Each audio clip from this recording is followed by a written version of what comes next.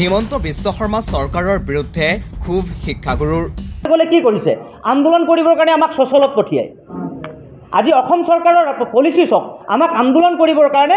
ক'ত পঠিয়ায় সচলত কাৰণ সচলত বহি কিনে আমি আন্দোলন কৰিম তাহাঁতক একো গা নলৰে গতিকে এতিয়া আমি পন্থা লৈছোঁ আমি সচলত এতিয়া আন্দোলন নকৰোঁ যদি আন্দোলন কৰিবলৈ আছে আমি অসম চৰকাৰৰ পৰা এটা আবেদন কৰিম আমি ৰাজপথ হয়তো ব্লক কৰিম হয়তো আমাৰ ডাইৰেক্টৰ অফিচত ঘেৰাও কৰিম হয়তো আমি বিধায়কসকলৰ ঘৰে ঘৰে গৈ আমি আন্দোলনৰ কাৰ্যসূচী লোৱাৰ এটা আমাৰ আলোচনা চলি আছে শিক্ষক হত্যাকাৰী আইনৰ বিৰোধিতাৰে ঘোষণা আন্দোলন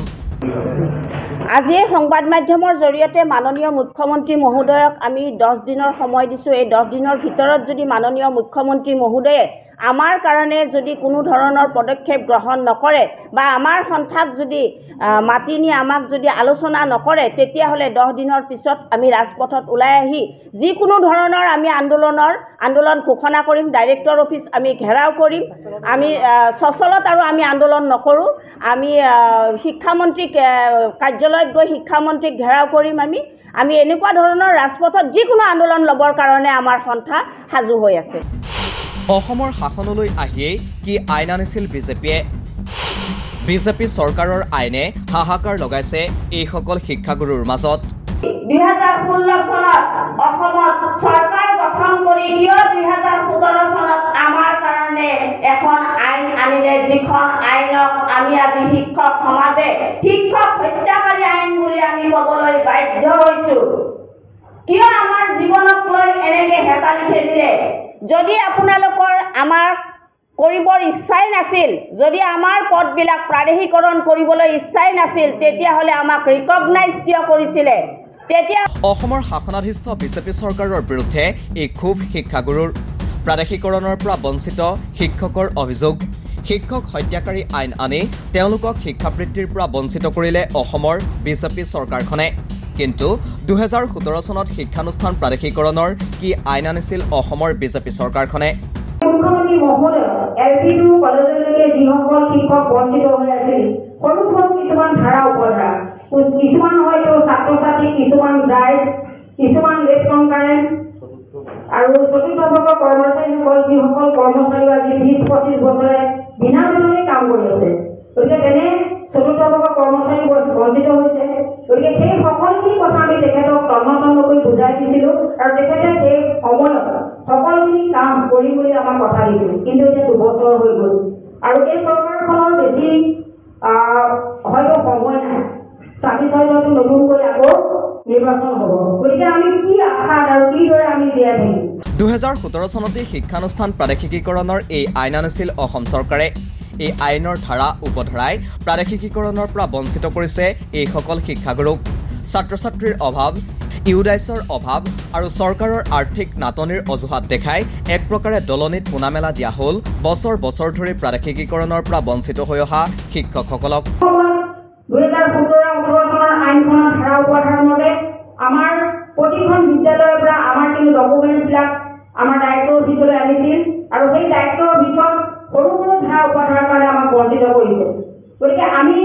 শিক্ষামন্ত্ৰী মহোদয়ক লগ কৰিবলৈ গ'লে তেখেতে কয় যে প্ৰাদেশিকৰণৰ কথা চৰকাৰে ভবা নাই আৰু যিসকল শিক্ষক কিছু কাৰণত ৰৈ গৈছে মানে ভুলৰ কাৰণে ৰৈ গৈছে সেইখিনি কথা আমি ভাবিছোঁ এনেকুৱা এখন আইন আপোনালোকে কিয় বনালে যান ভাৰতীয় সংবিধানখন আপোনালোকে সংশোধন কৰিব পাৰে যে আপোনালোকে নিজে বনোৱা এখন আইন কাৰণ আপোনালোকে কিছু শিক্ষক কমাইছিলে বা ল'বৰ কাৰণে আপোনালোকে কিছু সংখ্যক শিক্ষকক প্ৰাদেশিকীকৰণ কৰিলে কিন্তু সেইসকল শিক্ষকক কিন্তু টিউটৰ হিচাপে নিযুক্তি দিলে ইমান কিছুমান সৰু ধাৰা উপধাৰা আপোনালোকে চাব যে বৰ্তমান আমি যি সময়ত কলেজত সোমাইছিলোঁ সেই সময়ত প্ৰায় 400-500 ছাত্ৰ ছাত্ৰী আছিলে সময়ৰ লগে লগে কি হ'ল প্ৰাইভেট স্কুলে গা কৰি দিলে তাৰ ফলশ্ৰুতিতে আমি ছাত্ৰ ছাত্ৰীৰ কাৰণে আমি বঞ্চিত হ'বলগীয়া হ'ল আমাৰ সিনিয়ৰ সেকেন্ডাৰী কথা আমি প্ৰথমতে ক'ব বিচাৰিছোঁ যেহেতু মই সিনিয়ৰ সেকেন্ডাৰী এজন বিষয় শিক্ষক হয় আমাৰ প্ৰথম পদটোৰ কাৰণে 10 জন লাগে তাৰ পৰা যদি 7 আছে 5 আছে তেওঁকো বঞ্চিত কৰিছে সংবাদমেল সম্বোধন কৰি সদৌ অসম প্ৰাদেশিকৃত শিক্ষানুষ্ঠানৰ পৰা বঞ্চিত শিক্ষক কৰ্মচাৰীৰ অভিযোগ 30 বছৰে শিক্ষকতা কৰিও প্ৰাদেশিকীকৰণৰ পৰা বঞ্চিত বহু শিক্ষক বিজেপি চৰকাৰৰ নীতিয়ে পানীত হাঁহ নচৰা অৱস্থা কৰিছে শিক্ষকৰ। পৰ্যন্তলৈকে আমাৰ বিষয় লৈ অসম চৰকাৰ বা আমাৰ মুখ্যমন্ত্ৰী হিমন্ত শৰ্মাই আমাৰ বিষয়টো অকণমানো আওকাণ দিয়া নাই। গতিকে আজি আমি ইয়াত কিয় সংবাদমেল দিবলগীয়া হৈছে, এটাই কাৰণ, এটাই কথাটো হৈছে তেখেতে বাৰম্বাৰ আমাক প্ৰতাৰণা কৰি আহিছে। তেখেতে আমাৰ অধিকাৰ প্ৰাপ্য ঘূৰাই দিব বিচৰা নাই, আৰু যদি তেখেতে আমাৰ অধিকাৰ প্ৰাপ্য যদি আমাৰ ঘূৰাই দিব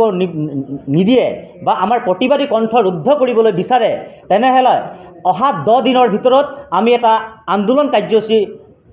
গ্ৰহণ কৰিম। হয়তো সেই আন্দোলন কাৰ্যসূচীটো আমাৰ এনেধৰণৰ হ'ব, তাত আমাৰ সকলো LPৰ পৰা লৈ চতুৰ্থ বৰ্গৰ কৰ্মচাৰী যিমান আছে আমাৰ এই সংগঠনত জড়িত ভাতৃ সংগঠন সকলোৱে আহি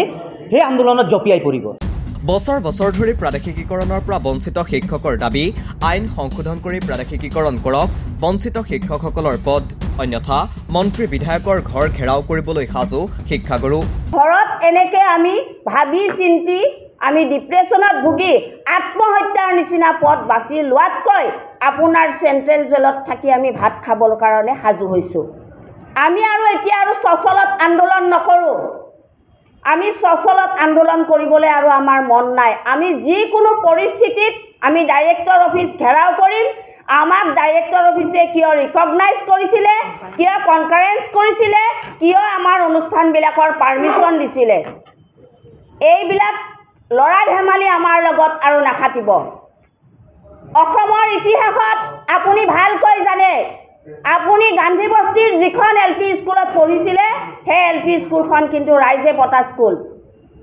আপুনি ভালকৈ জানে কামৰূপ একাডেমীত পঢ়িছিলে, সেই স্কুলখন কিন্তু ৰাইজে পতা স্কুল। গতিকে আপুনি কংগ্ৰেছ চৰকাৰৰ দিনত থাকোঁতে আপুনি যি ধৰণে আপুনি পদবিলাক প্ৰাদেশিকৰণ কৰিছিলে, ঠিক সেই ধৰণে আপুনি এই শিক্ষক হত্যাকাৰী আইনখন অতি শীঘ্ৰে আপুনি সংশোধন কৰি আপুনি আমাৰ পদবিলাক প্ৰাদেশিকৰণ কৰিবলৈ আপোনাক আমি দাবী জনালোঁ এই সংবাদ মাধ্যমৰ জৰিয়তে। আমাক আৰু এইদৰে ৰাজপথলৈ আপুনি উলিয়াই নানিব, নহ'লে আমি কিন্তু অতি শীঘ্ৰে ৰাজপথত যিকোনো ধৰণৰ আমি আন্দোলন ল'বলৈ আমি বাধ্য হ'ম।